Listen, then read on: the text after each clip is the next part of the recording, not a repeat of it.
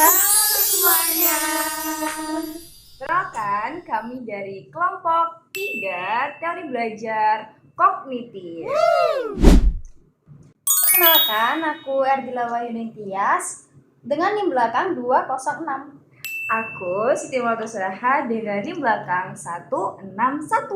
Dan aku Melinda Agustina dengan NIM belakang 180. Aku Egidi Adika Ferdania dengan NIM belakang 197.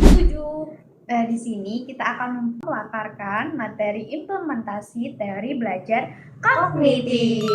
Selamat menonton. Bye-bye.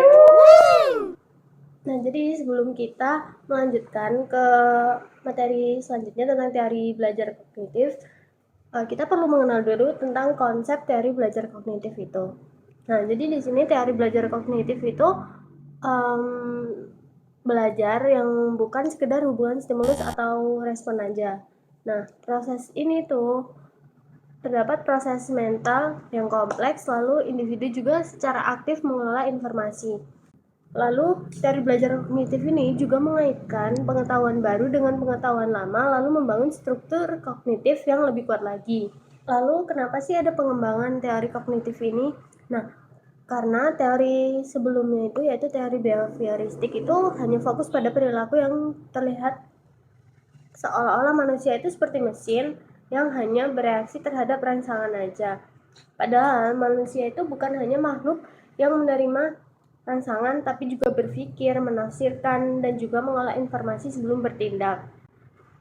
Nah, disinilah teori kognitif itu muncul sebagai pengembangan dari teori sebelumnya. Selanjutnya ada teori menurut ahli. Teori menurut ahli yang pertama itu ada Sian Piase. Anak berpikir berbeda dari orang dewasa. Belajar bisa melalui asimilasi, akomodasi, dan ekuilibrasi atau keseimbangan. Dengan 4 tahap perkembangan kognitif, anak-anak, remaja, bahkan mahasiswa tidak langsung berpikir seperti orang dewasa. Cara mereka belajar masih melalui proses yang bertahap. Menurut Piase, proses belajar terjadi lewat 3 mekanisme utama. Yang pertama yaitu asimilasi. Asimilasi adalah pengalaman baru dimasukkan ke pola pikir yang lama. Contohnya, anak sudah tahu bahwa sapi itu berkaki 4. Lalu dia melihat kambing untuk yang pertama kali.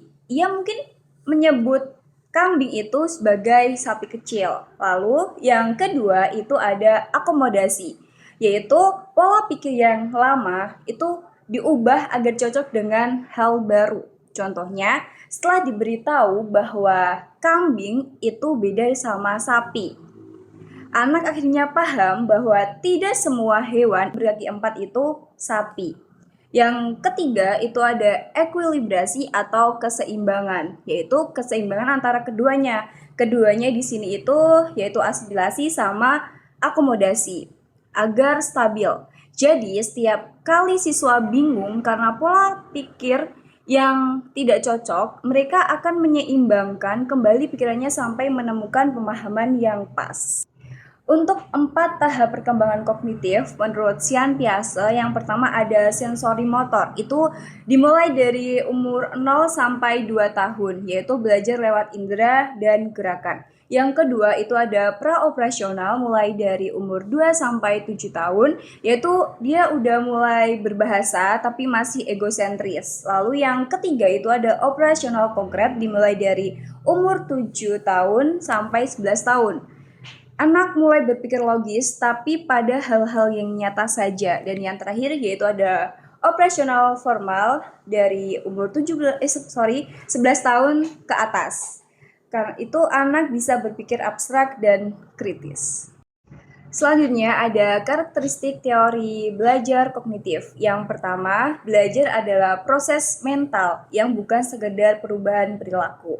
Yang kedua, siswa aktif bukan penerima informasi pasif. Yang ketiga, belajar individu dengan pola pikir deduktif dan induktif. Yang keempat, motivasi insting, yaitu dorongan dari rasa ingin tahu dan kebutuhan memahami. Yang kelima, discovery learning, yaitu siswa menemukan pengetahuannya sendiri. Dan yang terakhir itu adalah guru sebagai fasilitator yang menuntun ke insight atau pemahaman yang mendalam. Berikutnya ada prinsip teori belajar kognitif. Yang pertama, fokus pada proses belajar bukan sekedar hasil. Yang kedua, belajar adalah perubahan pengetahuan dan informasi. Yang ketiga, menekankan cara siswa memperoleh, memahami, dan menyimpan informasi. Yang keempat, mengutamakan proses berpikir yang kompleks. Yang kelima, siswa aktif membangun pengalaman belajar. Yang keenam, hasil belajar dipengaruhi cara siswa memproses informasi bukan hanya dari guru. Oke, selanjutnya yaitu kelebihan dari teori belajar kognitif. Kelebihan dari teori belajar kognitif yang pertama yaitu dapat membantu siswa lebih memahami bukan hanya sekedar menghafal. Yang kedua, mendorong pembelajaran bermakna, informasi baru dihubungkan dengan pengetahuan yang sudah dimiliki oleh siswa itu sendiri. Yang ketiga, meningkatkan kemampuan berpikir kritis dan kreatif, serta yang terakhir, siswa lebih aktif dalam proses belajar. Selanjutnya yaitu kekurangan dari teori belajar kognitif. Yang pertama ada sulit diterapkan pada anak usia dini, yang kedua membutuhkan banyak waktu dan persiapan guru, serta yang ketiga yaitu kurangnya memperhatikan faktor sosial karena fokus utama teori kognitif adalah proses mental dalam otak. Serta yang terakhir, bisa membebani siswa atau beban kognitif. Salah satu contoh kasus dari teori belajar kognitif ada di pelajaran IPA tentang sistem pernafasan. Jadi guru meminta siswa lari kecil selama 10 menit sampai terengah-engah. Setelah itu siswa diminta mengamati mengapa mereka terengah-engah. Guru kemudian menampilkan peta konsep tentang organ pernafasan. Siswa menghubungkan pengalaman mereka dengan fungsi paru-paru dalam menukar oksigen dan karbon dioksida. Kognitifnya, siswa aktif mengaitkan pengalaman nyata dengan struktur pengetahuan yang sudah dimiliki. Berikut ini adalah contoh nyata penerapan teori belajar kognitif dan kita mengambil pembelajaran dalam bentuk bimbel. Dalam prosesnya, siswa tidak hanya mendengar penjelasan dari guru, tetapi juga mencocokkan penjelasan itu dengan pengalaman yang pernah mereka alami sebelumnya. Lalu, siswa diminta untuk berpikir kritis dengan bertanya, dan sebelum mengakhiri pembelajaran, guru meminta kepada siswa untuk berdiskusi materi yang telah disampaikan. Sekian video dari kami. Thanks for watching. Terima kasih. Terima kasih.